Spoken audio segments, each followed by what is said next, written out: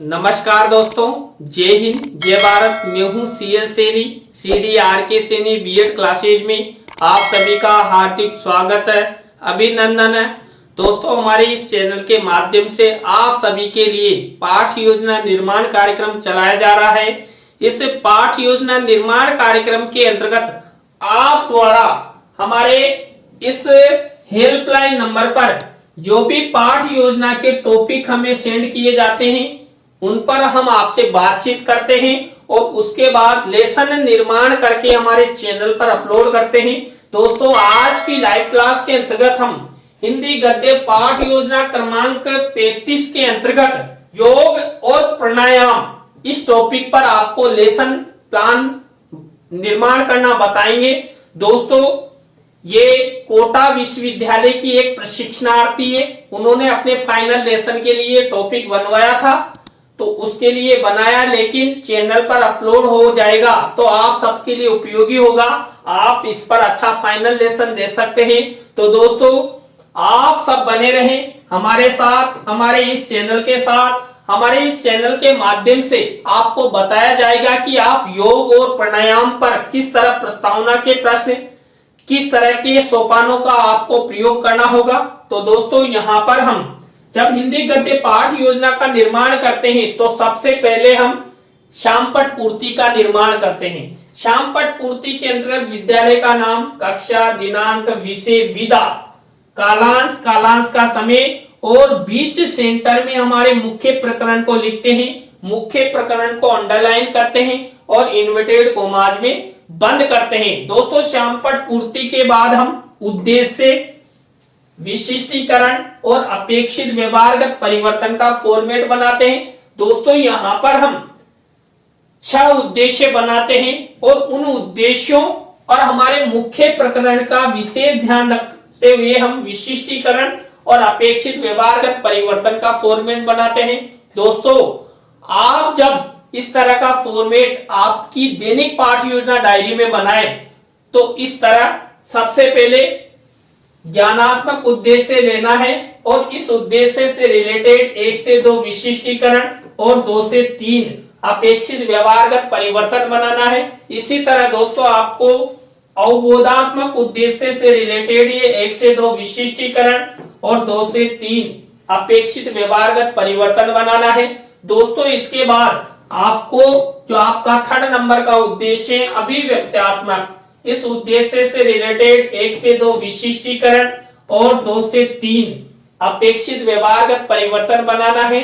इसी तरह दोस्तों, आपको कौशलात्मक उद्देश्य से रिलेटेड 1 से 2 विशिष्टीकरण और 2 से 3 अपेक्षित व्यवहारगत परिवर्तन बनाना है।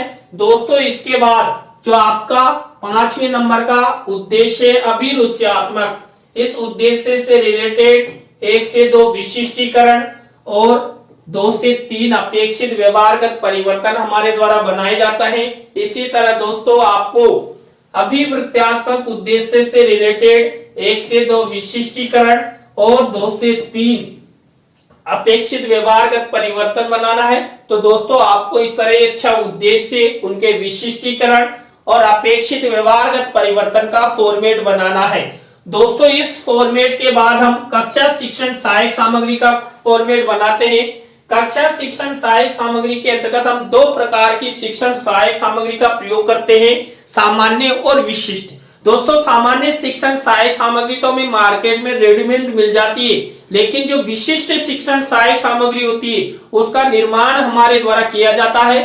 विशिष्ट शिक्षण सहायक सामग्री के अंतर्गत हम चार्ट, चित्र, मॉडल, प्रतिकृति आदि का निर्माण करते हैं। दोस्तों, यहाँ पर जो योग और प्राणायाम, इस मुख्य पाठ पर हम चार्ट और चित्र का प्रयोग करेंगे। कक्षा शिक्षण सहायक सामग्री के बाद हम यहाँ पर पूर्व ज्ञान का कॉलम बनाना है। तो दोस्तों, यहाँ तक की प्रक्रिया, यहाँ तक के फॉर्मेट आपको इस तरह बनाना है। दोस्तों, इसके बाद हमारा मुख्य लेसन प्लान शुरू होता है। दोस्तों, हमारे मुख्य लेसन प्लान का पहला शिक्षण बिंदु, पहला सोपान, पहली स्टेप होती है प्रस्तावना। दोस्तों, इस शिक्षण बिंदु के अंतर्गत हम इंट्रोडक्शन क्वेश्चंस बनाते हैं, यानी प्रस्तावना के प्रश्न बनाते हैं। दोस्तों, इस शिक्षण बिंदु के अंतर्गत हम 3 से 5 प्रस्तावना के प्रश्न बनाते हैं। अंतिम प्रश्न समस्यात्मक होता है, प्रश्नों में तारतम्यता होती है, जिग-जैग होता है, उत्तरों से ही प्रश्न बनाए जाते हैं। और जो प्रस्तावना के प्रश्न बनाए जाते हैं ये सब छात्र छात्राओं के पूर्व ज्ञान पर आधारित होते हैं। देखिए, छात्र छात्रा आसानी से इन प्रश्नों के उत्तर दे सके ऐसे प्रश्न यहाँ पर बनाए जाते हैं। प्रश्न सरल होने चाहिए, संक्षिप्त होने चाहिए और छात्र छात्राओं के ज्ञान को बढ़ाने वाले होने चाहिए। दोस्तों, योग और प्राणायाम पर मैंने प्रस्तावना के प्रश्न कैसे बनाए। पहला प्रश्न देखिए, संसार का सबसे बुद्धिमान प्राणी किसे माना जाता है? तो मानव को। अब इसी उत्तर से हमारा नेक्स्ट प्रश्न बनेगा, मानव सूंघना, देखना, स्वाद लेना आदि किनके द्वारा अनुभवित करता है? दोस्तों, जो ये सब क्रियाएं यानी सूंघना है, देखना है, स्वाद लेना है, ये सब अनुभव ज्ञानेंद्रियों के माध्यम से करता है। हमारे शरीर में 5 ज्ञानेंद्रियां हैं। इन ज्ञानेंद्रियों के माध्यम से जो मानव है वो देखता है, सूंघता है, स्वाद लेता है। अब इसी उत्तर से हमारा नेक्स्ट प्रश्न बनेगा, ज्ञानेंद्रिया कहां पर होती है? दोस्तों, ज्ञानेंद्रिया कहां पर होती है? ये तो एक अच्छा प्रश्न है। तो दोस्तों, ज्ञानेंद्रिया हमारे शरीर में होती है। अब इसी उत्तर से हमारा नेक्स्ट प्रश्न बनेगा, हमारे शरीर को स्वस्थ रखने के लिए हमें क्या करना चाहिए? दोस्तों, हमारे शरीर को स्वस्थ रखने के लिए हमें व्यायाम करना चाहिए, योग करना चाहिए, प्राणायाम करना चाहिए। अब इसी उत्तर से हमारा नेक्स्ट प्रश्न बनेगा, तो दोस्तों, योग और प्राणायाम के बारे में आप सब क्या क्या जानते हो? तो दोस्तों, ये अंतिम प्रश्न समस्यात्मक हो गया है, उत्तरों से प्रश्न बनाए गए, प्रश्नों में तारतम्यता है, जिग-जैग है। और दोस्तों, यहाँ पर जो ये प्रश्न बनाए गए इन प्रश्नों के उत्तर छात्र छात्रा आसानी से दे सकते हैं। छात्र छात्राओं के पूर्व ज्ञान पर आधारित है, सरल है, संक्षिप्त है, बोधगम्य है। तो दोस्तों, आपको इस तरह प्रस्तावना के प्रश्न बनाने, प्रस्तावना शिक्षण बिंदु के बाद हमारी सेकंड स्टेप आती है उद्देश्य कथन की। दोस्तों, उद्देश्य कथन के अंतर्गत छात्र छात्राओं को पाठ्याभिसूचना प्रदान की जाती है। दोस्तों, यहाँ पर पाठ्याभिसूचना प्रदान की गई है। बच्चों, आज हम सब योग और प्राणायाम पाठ के बारे में विस्तार पूर्वक अध्ययन करेंगे। तो आप सब बने रहे हमारे साथ, हमारे इस चैनल के साथ। और दोस्तों, यदि आप हमारे इस चैनल पर पहली बार आए हैं तो हमारे चैनल को सब्सक्राइब करें और पास ही बने बेल आइकन को जरूर दबावें। दोस्तों, यहाँ पर यदि हम योग और प्राणायाम से रिलेटेड चित्र भी दिखाना चाहते हैं तो आपको शिक्षण सहायक सामग्री के कॉलम में इस तरह चित्र मिनीचर के रूप में लगाना है। तो दोस्तों, प्रस्तावना और उद्देश्य कथन के बाद हमारी नेक्स्ट स्टेप आती है पाठ प्रस्तुतिकरण की। दोस्तों, यहाँ पर पाठ प्रस्तुतिकरण के अंतर्गत भी हमारे पाठ योजना की पूरी स्टेप्स चलती है, पूरे शिक्षण बिंदु इसी के अंतर्गत चलते हैं। तो सबसे पहले जो छात्र अध्यापक छात्र अध्यापिका होते हैं, इस पाठ प्रस्तुतिकरण के अंतर्गत छात्र छात्राओं को निर्देशित करते हैं कि आप सब जो आज हम जो पाठ पढ़ेंगे उसकी आप अपनी अपनी हिंदी पाठ्य पुस्तक में प्रश्न संख्या खोलिए, पाठ को खोलिए। तो यहाँ पर छात्र छात्रा योग और प्राणायाम नामक पाठ को खोलकर देखेंगे उसकी प्रश्न संख्या कि ये कितनी नंबर की प्रश्न संख्या पर यह पाठ है। तो दोस्तों, यहाँ पर प्रस्तावना, उद्देश्य कथन और पाठ प्रस्तुतिकरण के बाद हमारी नेक्स्ट स्टेप आती है और सबसे महत्वपूर्ण भी है आदर्श वाचन। दोस्तों, यहाँ पर जो आदर्श वाचन की स्टेप होती है, यह आदर्श वाचन की स्टेप के अंतर्गत जो छात्र अध्यापक छात्र अध्यापिका होते हैं, ये हमारे मुख्य पाठ की विषय वस्तु का आदर्श वाचन करते हैं। दोस्तों, यहाँ पर आपको एक विशेष कार्य करना है। जब आप इस पाठ को आपकी दैनिक पाठ योजना डायरी में बनाए तो आपको शिक्षण सहायक सामग्री के कॉलम में इस तरह किसी रंगीन कागज पर योग और प्राणायाम पाठ की विषय वस्तु को लिखना है, फोल्ड करना है और इस तरह मिनीचर के रूप में चस्पा कर देनी है। दोस्तों, यहाँ पर भी मेरे द्वारा योग और प्राणायाम पाठ की विषय वस्तु लिखी गई है। अब आपको दिखाई नहीं दे रही है ना? दोस्तों, हमारे पास एक 2.5 लाख रुपए का पेन है। ये योग और प्राणायाम पाठ की विषय वस्तु आपको दिखाएगा। तो दोस्तों यहाँ पर देखिए, ये योग और प्राणायाम पाठ की विषय वस्तु है।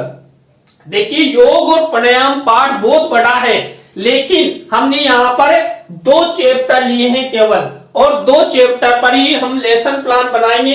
इसके आगे की जो विषय वस्तु है हम नेक्स्ट पाठ योजना में लेंगे। तो दोस्तों इस तरह इस विषय वस्तु को आपको शिक्षण सहायक सामग्री के कॉलम में लगाना है। इसके बाद हमारा नेक्स्ट शिक्षण बिंदु आता है अनुकरण वाचन। दोस्तों अनुकरण वाचन छात्र छात्राओं द्वारा किया जाता है।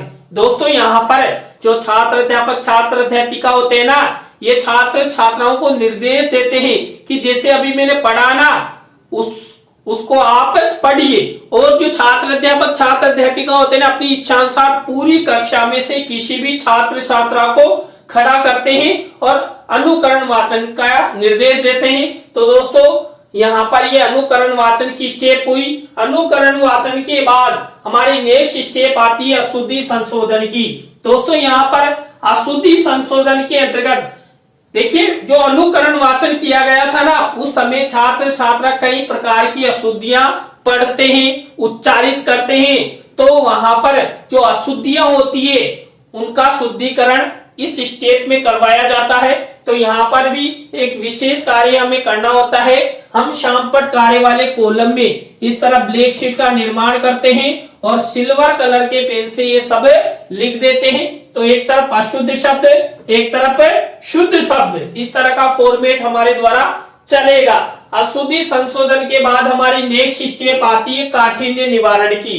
दोस्तों काठिन्य निवारण में भी जो हमने ये विषय वस्तु ली थी योग और प्राणायाम की, इसमें से कोई कठिन शब्द होते हैं या व्याकरणिक दृष्टि से अति महत्वपूर्ण शब्दों को यहाँ पर शामपट कार्य वाले कॉलम में ब्लैक शीट का निर्माण करके इस तरह लिखा जाता है और छात्र छात्राओं को समझाया जाता है। दोस्तों यहाँ पर देखिए शब्द, अर्थ, विधि, प्रविधि और प्रयोग, इस तरह का फॉर्मेट हमारे द्वारा बनाया गया है। देखिए यदि आप इस तरह काठिन्य निवारण अच्छा करते हैं तो छात्र छात्राओं के ज्ञान में वृद्धि होगी, उनके शब्द भंडार में वृद्धि होगी और छात्र छात्रा व्याकरणिक दृष्टि से यहाँ पर उनको बहुत अधिक अधिगम होगा। दोस्तों इसके बाद हमारी नेक्स्ट स्टेप आती है सारांश कथन की। दोस्तों यहाँ पर योग और प्राणायाम में हमने जो विषय वस्तु ली थी उसी का सारांश कथन इस फॉर्मेट में किया जाता है। दोस्तों यहाँ पर भी आपको एक विशेष कार्य करना है। शिक्षण सहायक सामग्री के कॉलम में आपको किसी रंगीन कागज पर पाठ का सारांश लिखकर उसको फोल्ड करना है और इस तरह फोल्ड करके चस्पा कर देना है यहाँ पर, और ऊपर लिख देना योग और प्राणायाम पाठ का सारांश। दोस्तों मेरे द्वारा भी पाठ का सारांश इस तरह लिखा गया, वो अंदर बंद है, अभी आपको दिखाई नहीं दे रहा ना, थोड़ा सा इंतजार कीजिए। हमारे पास ये 2.5 लाख रुपए का पेन इसी काम का है, तो ये आपको पाठ का सारांश दिखाएगा। तो देखिए ये योग और प्राणायाम पाठ का सारांश इस तरह दिखाया गया है।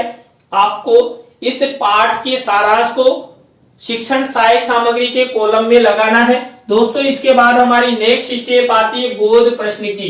दोस्तों यहाँ पर बोध प्रश्न बनाए जाते हैं। जो हमारा मुख्य प्रकरण है योग और प्राणायाम, इसकी जो विषय वस्तु हमने इस लेसन प्लान में लिए उसमें से ये बोध प्रश्न उत्तर हमारे द्वारा बनाए जाते हैं। दोस्तों बोध प्रश्न उत्तरों के बाद हमारी नेक्स्ट स्टेप आती है मौन वाचन की।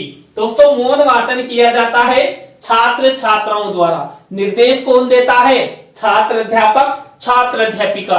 की जो हमारा मुख्य पाठ है योग और प्राणायाम, इसकी विषय वस्तु को आप मौन रहकर पढ़िए। उसके बाद हमारे द्वारा कुछ आपसे प्रश्न किए जाएंगे।